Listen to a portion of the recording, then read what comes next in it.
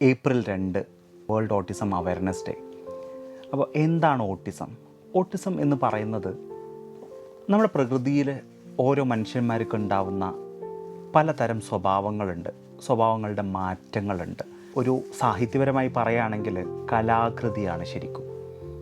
അപ്പോൾ ഇത്തരം ആളുകളെ നമ്മൾ സമൂഹത്തിൽ നിന്ന് മാറ്റി നിർത്തുന്നത് ഒഴിവാക്കിയിട്ട് അവരെ നമ്മൾ എല്ലാത്തിലും ഇൻക്ലൂഡ് ചെയ്ത് പൊതുപരിപാടികളിലും ജോലിയിടങ്ങളിലും പൊതുപ്രദർശന വേദികളിലും കലാകായിക മത്സരങ്ങളിലും ഒക്കെ അവരെ നമ്മൾ ഉൾപ്പെടുത്തുകയും അവർക്ക് സമൂഹത്തിൽ കൂടുതൽ അവരുടെ അവസ്ഥയെപ്പറ്റി അവബോധമുണ്ടാക്കുന്ന രീതിയിൽ അവർക്ക് കൂടുതൽ അവസരങ്ങൾ ഒരുക്കുകയും ചെയ്യുകയാണ് നമ്മൾ ഏറ്റവും കൂടുതൽ ചെയ്യേണ്ടത്.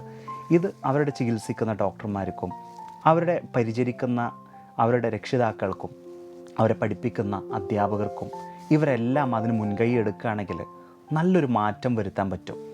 പലപ്പോഴും അവരുടെ കഴിവുകൾ ചിലപ്പം കഴിവുകളുടെ കുറവല്ല, അതൊരു വ്യത്യസ്തമായ കഴിവുകളാണ്.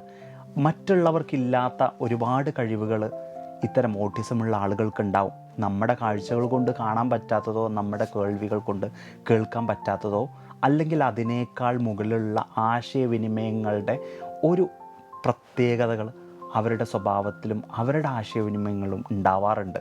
നമ്മൾക്ക് പലപ്പോഴും അറിയാം, ചിലപ്പോൾ സംസാരിക്കാൻ ബുദ്ധിമുട്ടോ അല്ലെങ്കിൽ പെരുമാറാൻ ബുദ്ധിമുട്ടോ ഉള്ള കുട്ടികൾക്കൊക്കെ ചിലർ ഗണിതശാസ്ത്രത്തിലും പിന്നെ കായിക രംഗങ്ങളിലൊക്കെ അഗ്രഗണ്യന്മാരായി പ്രവർത്തിക്കുന്ന അല്ലെങ്കിൽ ഒരുപാട് ഓട്ടിസമുള്ള ഒരുപാട് വ്യക്തിത്വങ്ങൾ നമുക്ക് അറിയാവുന്നതാണ്.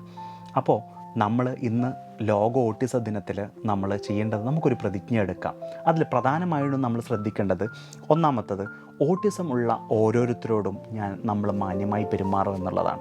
രണ്ടാമത് നമ്മൾ പറയുന്നത് അവരുടെ കുടുംബാംഗങ്ങൾക്ക് നമ്മളെല്ലാവരും ഒരു സഹായമാവും, ഒരു താങ്ങാവും, ഒരു തണലാവും. മൂന്നാമതായി നമ്മൾ പറയേണ്ടത് ഓരോ വ്യത്യാസങ്ങളെയും നമ്മൾ ആഘോഷിക്കാം. കാരണം നമ്മളെ നാട്ടിലുള്ള ഓരോ വ്യത്യാസങ്ങൾ ലോകത്തെ മനോഹരമാക്കുന്നു അല്ലേ?